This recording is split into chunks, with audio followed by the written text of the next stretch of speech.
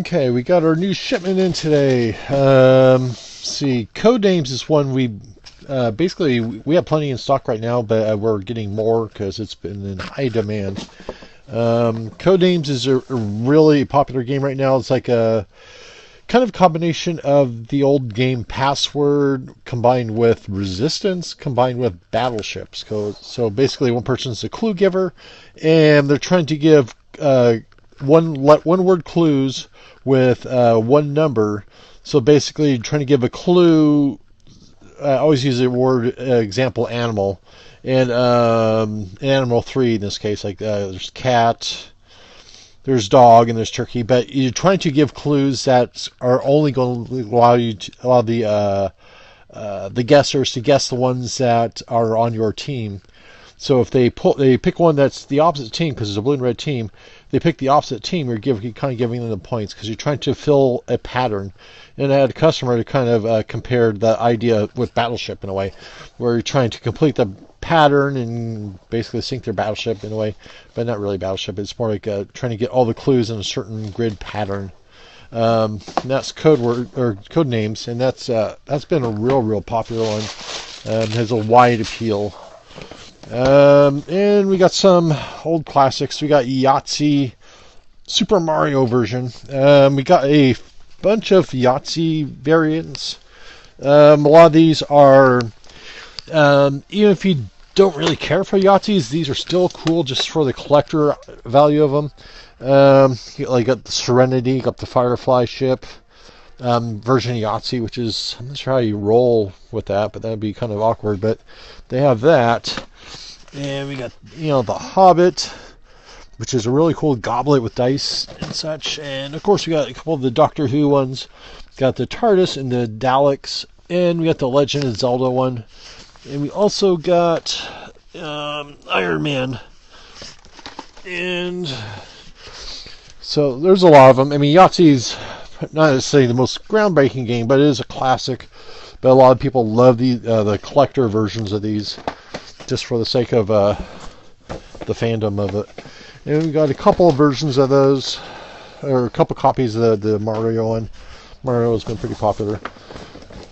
We got, for Christmas, you got these Monopoly, basically piggy banks.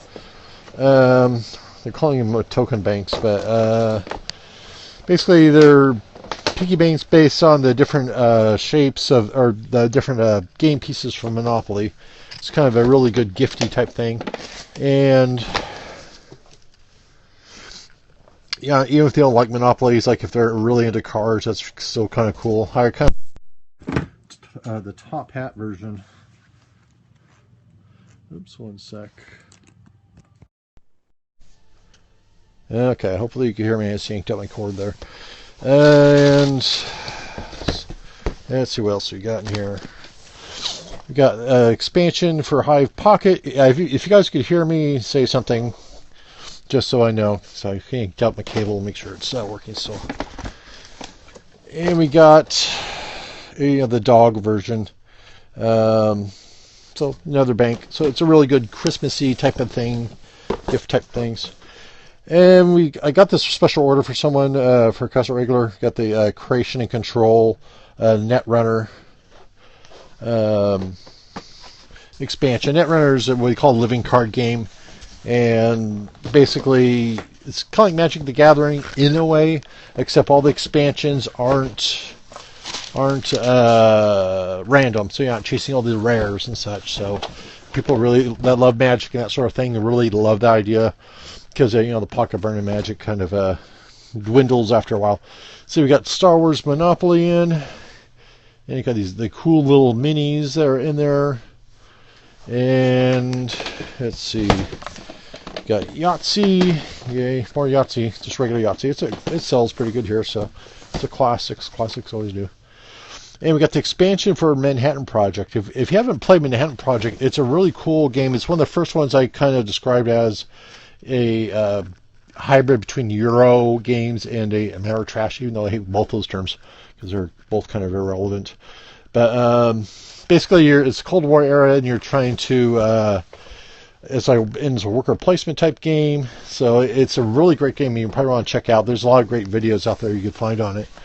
Let's see, what else we got? We got reverse charades.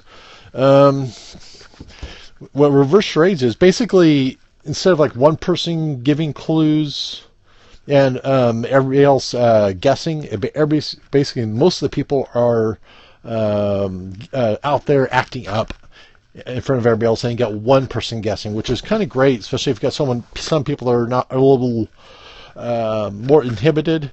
If people are all up there making fools of themselves, it feels so bad.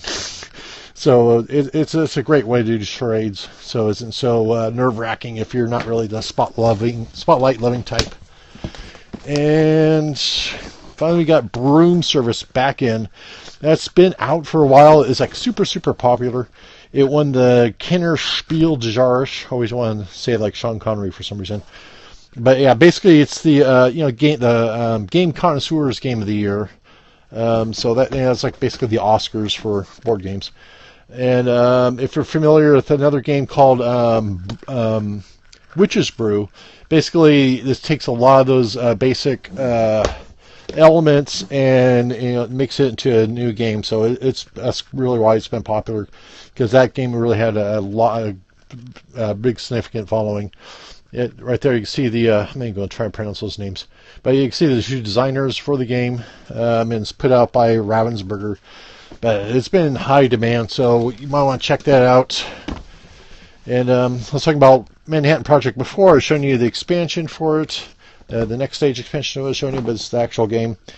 You actually see the bit of the game board there in back of the box. So yeah, it's a really good game. You probably want to check it out. I feel like Euro games, it's a gateway level, but there's still enough for everybody to be interested in. And finally, we got another very popular game. We got the Game of Things back in. A cool wood box. It's basically it's a pretty well known party type game. And that's about. Well, actually, we've got a couple other things we got in from last week. We got a bunch of new chess sets in. As you can see, this one's like huge.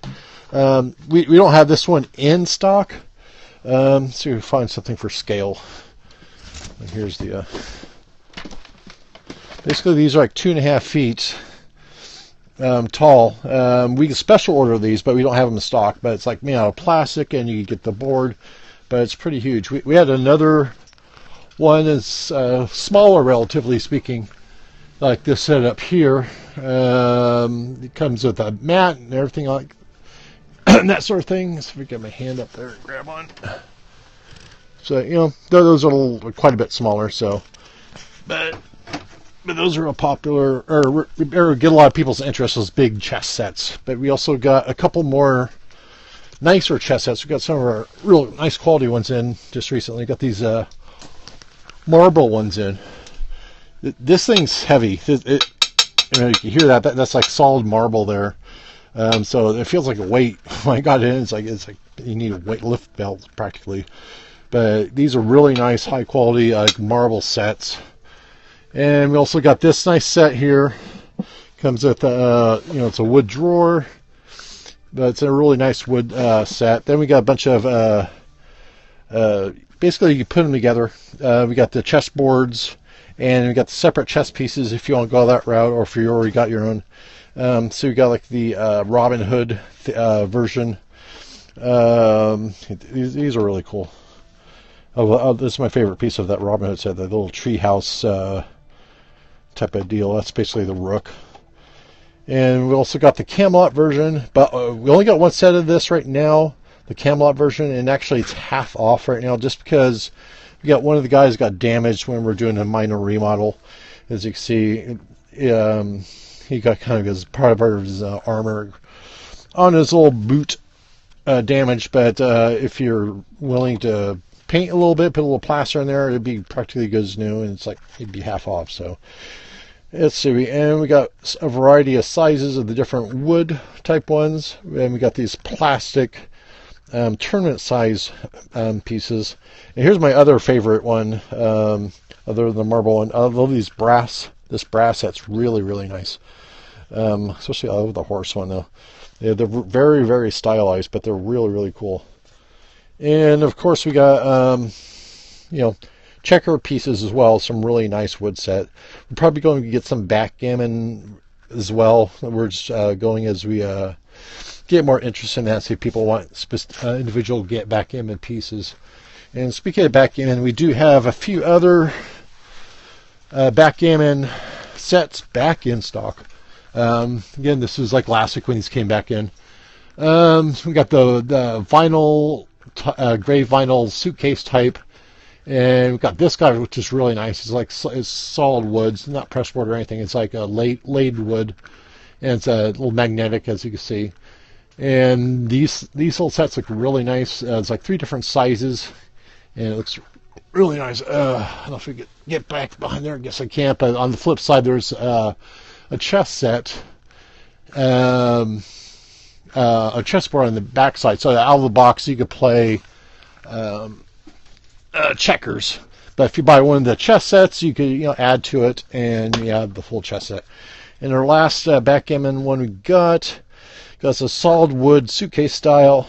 I remember we had a customer a while back that was asking about this one.